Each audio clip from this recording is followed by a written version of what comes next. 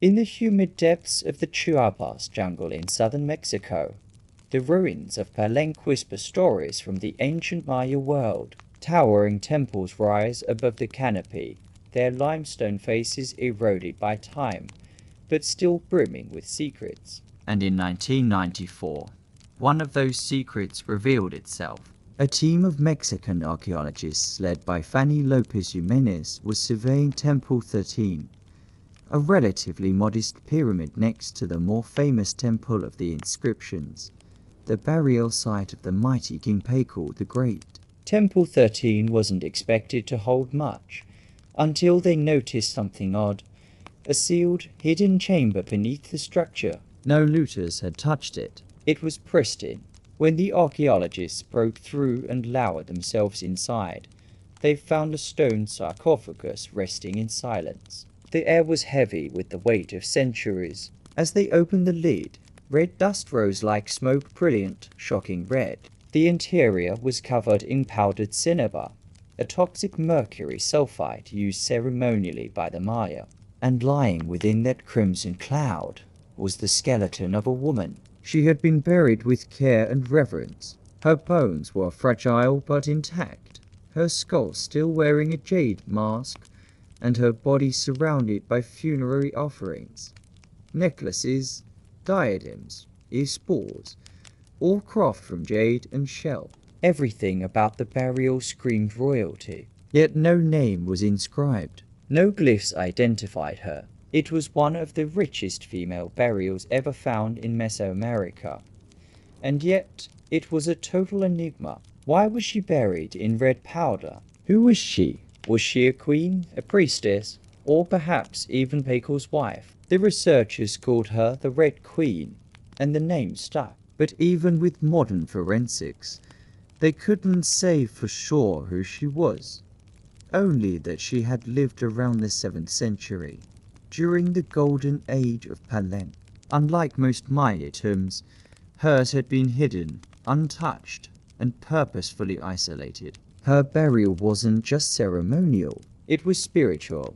This woman wasn't meant to be remembered with words. She was meant to be remembered through ritual, through color, and through the mystery she left behind.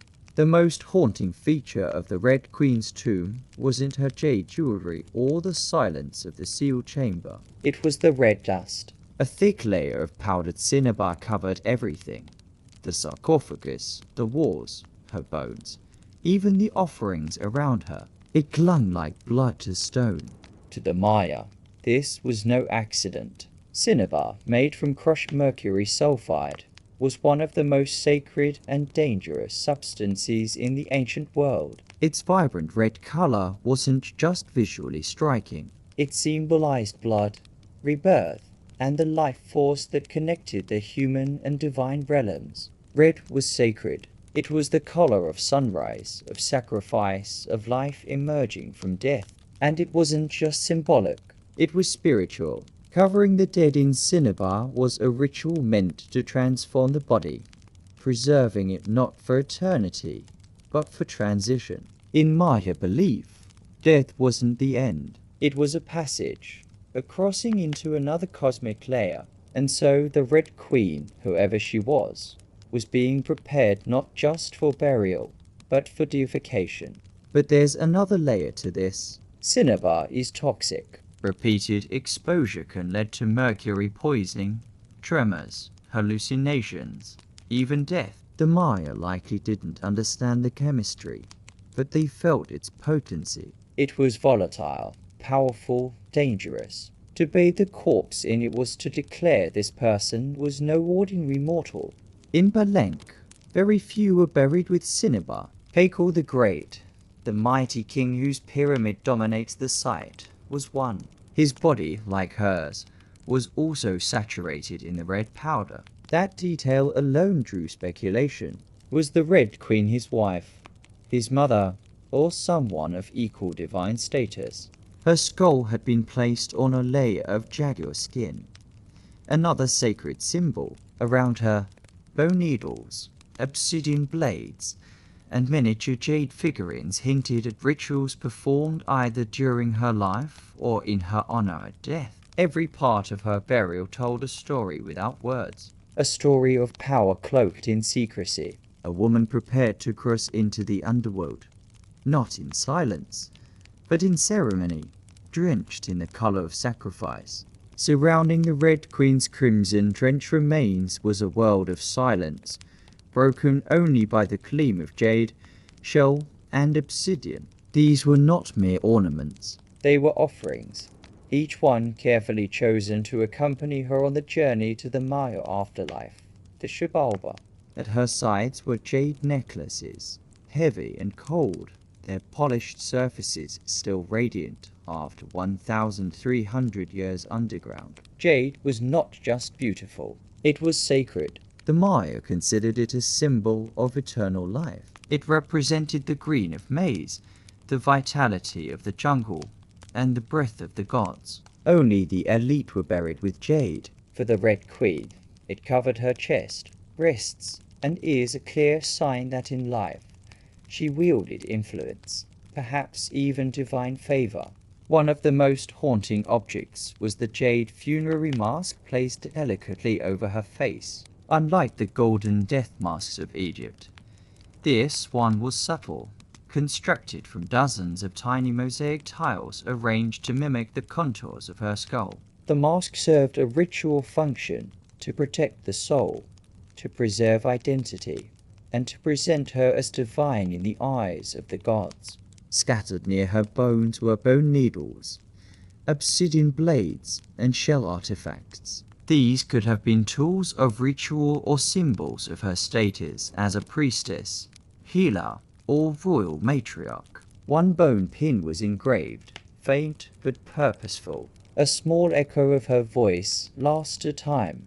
At her feet and along the edges of the tomb were ceramic vessels, still sealed, likely ones filled with offerings, food, drink, or incense to sustain her spirit beyond death. The Maya believed the afterlife was a journey dangerous, layered, filled with challenges. These items weren't luxuries, they were necessities. To modern eyes, the tomb feels intimate, not overloaded, but intentional. There was no gold, no chariots, no pomp, just items chosen with spiritual weight. It was a map for the soul. Through these treasures, we glimpse how the Maya understood death, not as finality, but as a transition of power. The Red Queen wasn't buried to be forgotten. She was being prepared to ascend. For all the grandeur of her tomb, the Red Queen left behind one haunting void. No name, no inscriptions adorned her sarcophagus. No glyphs on the walls identified her. She was clearly someone powerful, but who? From the moment her tomb was opened, scholars began trying to connect the dots. The most compelling theory is that the Red Queen was Ninth Sakbo-Ajew, the wife of King Jana Pakal, known today as Pakal the Great, the most famous ruler of Palenque. Ninth Sakbo-Ajew was more than just Pakal's consort. She was born into nobility and married into Palenque's royal dynasty at a young age. She bore at least 3 sons, all of whom held high status, and she played a key ceremonial role during her husband's reign. If anyone could be buried with such honor, it was her.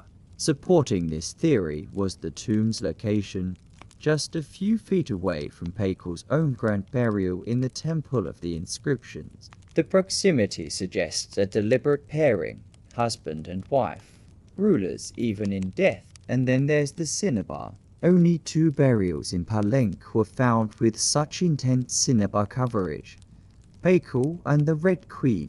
It's unlikely this was a coincidence, but here's where the mystery deepens. DNA tests were conducted on both sets of remains in hopes of confirming the connection, but the results were inconclusive. The woman's bones showed no direct maternal link to Pakal, but that didn't rule out a spousal relationship. After all, marriage does not require shared blood. Some have argued she could have been Sakkak Pakal's powerful mother who ruled Palenque before he came of age. Others suggest she may have been a high priestess or a sister, or a royal ancestor whose name has simply been lost to history's erosion. Still, the evidence points most strongly to Sarcophagus, a queen by title, a mother of kings, and a spiritual counterpart to Palenque. The lack of a name may not be an oversight. It may have been intentional. In Maya cosmology, the soul lived not through monuments, but through ritual, symbol, and the whispers of the earth. And so, the Red Queen remains suspended between legend and truth, a woman who ruled, remembered not in stone, but in scarlet and silence. To understand the Red Queen, we must understand the world she came from, a world where Maya women, especially royal ones, held more influence than many realize. In Maya civilization, politics was often a family affair. Royal women weren't merely passive consorts. They were diplomats, priestesses, and power brokers. They conducted rituals, sponsored temples, and played crucial roles in maintaining dynastic legitimacy. Their bloodlines were political capital, used to forge alliances and secure claims to the throne.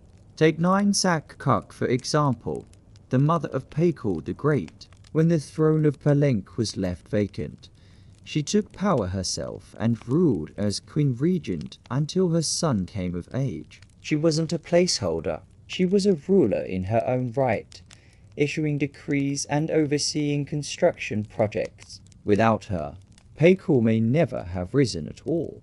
And she wasn't an anomaly. Across the Maya world, in places like Yaxchilan, Naranjo, and Calicut, inscriptions show women performing major ceremonies, engaging in warfare diplomacy, and sometimes ruling outright. They were often portrayed in stele and murals, dressed in elaborate headdresses and regalia, standing beside kings as equals, or sometimes above them. Their words were carved in glyphs. Their names were remembered until they weren't.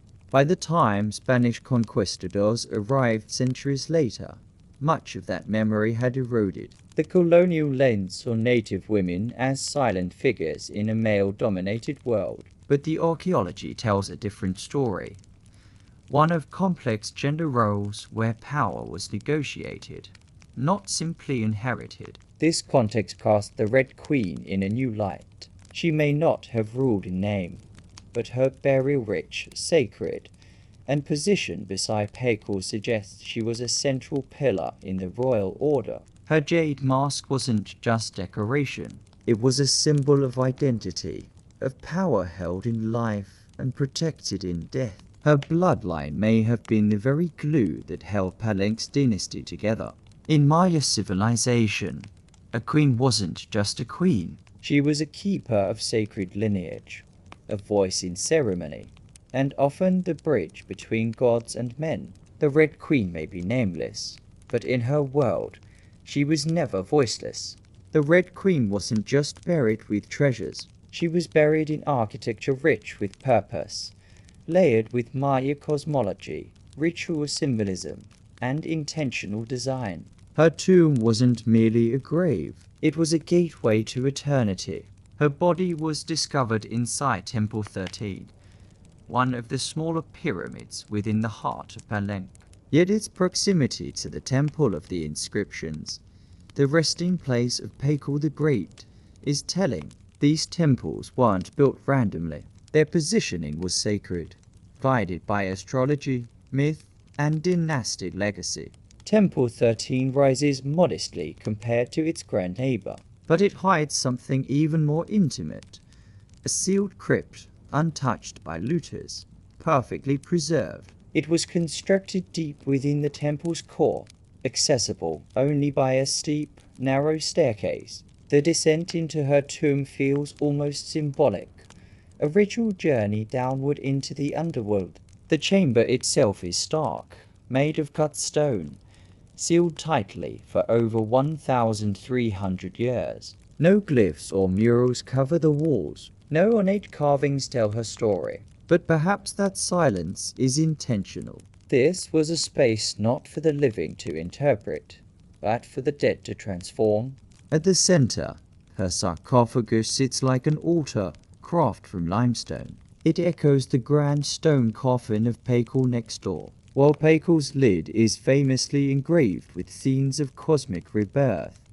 The Red Queen's tomb is more subdued. The focus is inward, on the body, on the Cinnabar, on the ritual of death itself. And yet, there are subtle architectural cues that hint at meaning. The tomb is aligned east to west, a symbolic path mirroring the sun's journey from life to death. The chamber is small but powerful. It feels deliberate, personal, a sacred enclosure for someone revered. Maya temples were cosmological tools, bridges between the heavens, the earth, and the underworld. To be buried in one was to be elevated beyond the human realm.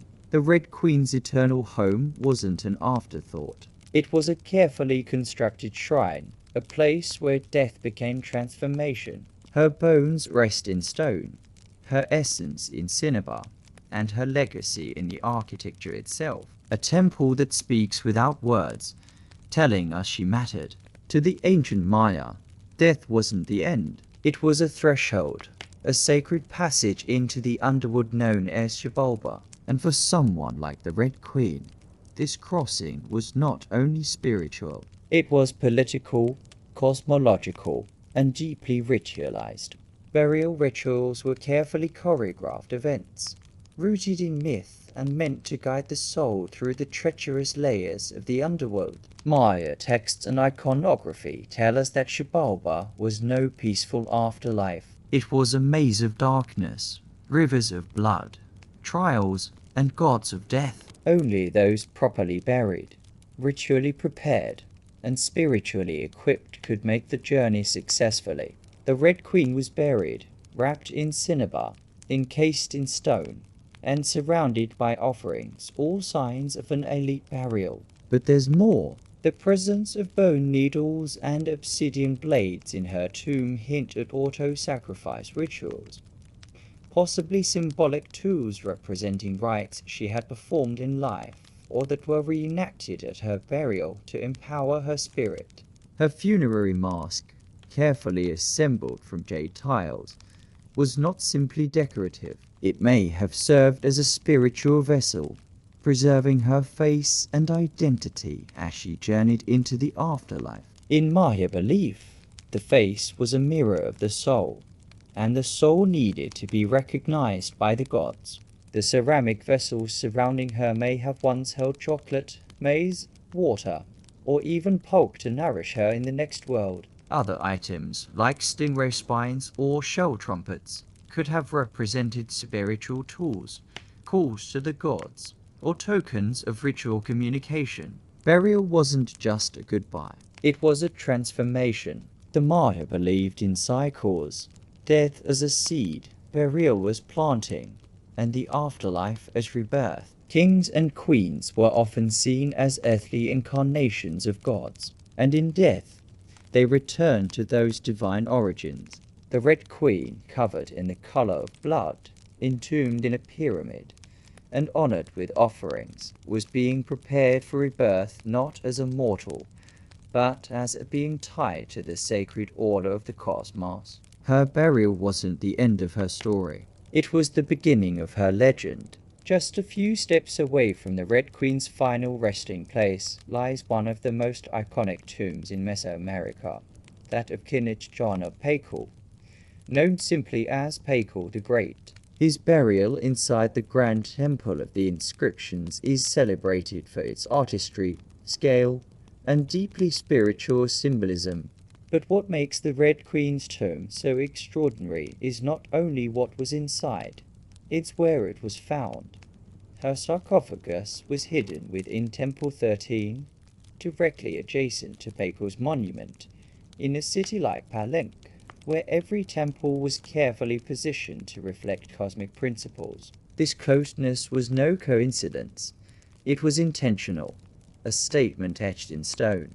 Many scholars believe the Red Queen was Ninth-Sakbu-Ajaw, Palenque's queen and trusted consort, while her tomb lacks inscriptions.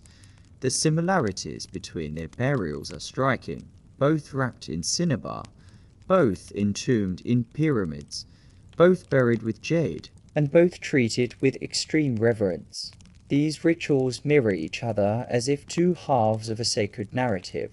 Palenque's lid famously depicts him falling into the underworld tree, a cosmic scene of death and rebirth. The Red Queen's simpler tomb contains no such iconography, but the symbolism lies in the pairing itself. If Palenque represented the sun, journeying through the underworld at night to rise again, then the Red Queen may have represented the moon, the feminine force that follows its own mysterious path in the sky.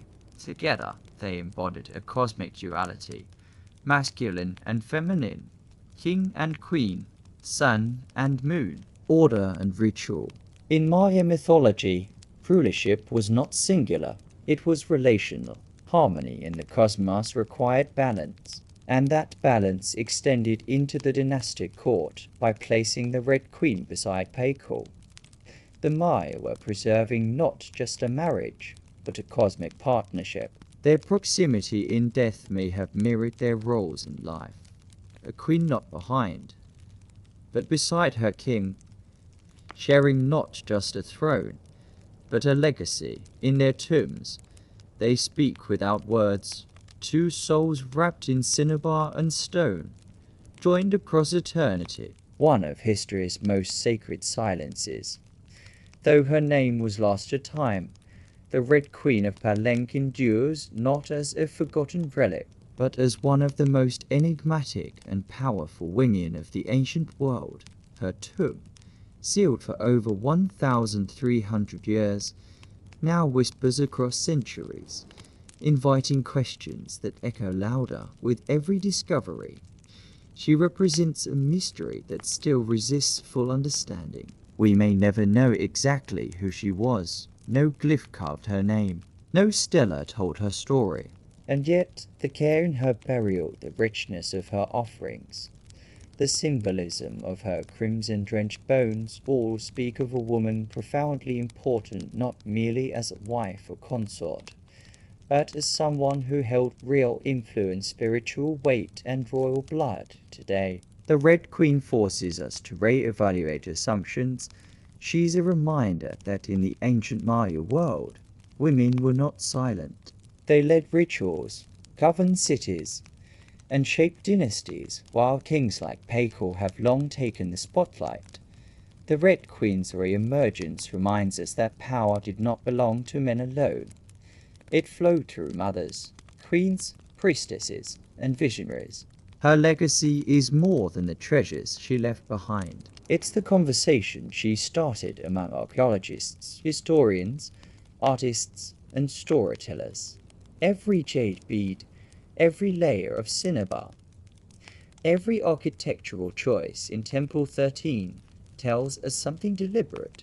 This woman mattered, and perhaps that's the most extraordinary part of her story, not what we know, but what we still don't. The Red Queen teaches us that history isn't just a collection of facts, it's a living puzzle, a shared human longing to connect with the past. In that sense, her legacy is still unfolding. She lies wrapped in red, the color of life and sacrifice, of blood and rebirth. Her face, once hidden behind a jade mask, now stares back at us through science, art, and wonder. She remains nameless, but not voiceless, mysterious, but not forgotten. The Red Queen may have ruled a kingdom in life, but in death, she rules something greater, our imagination. Her tomb was sealed in stone. Her story was written in silence. And still, somehow, she speaks.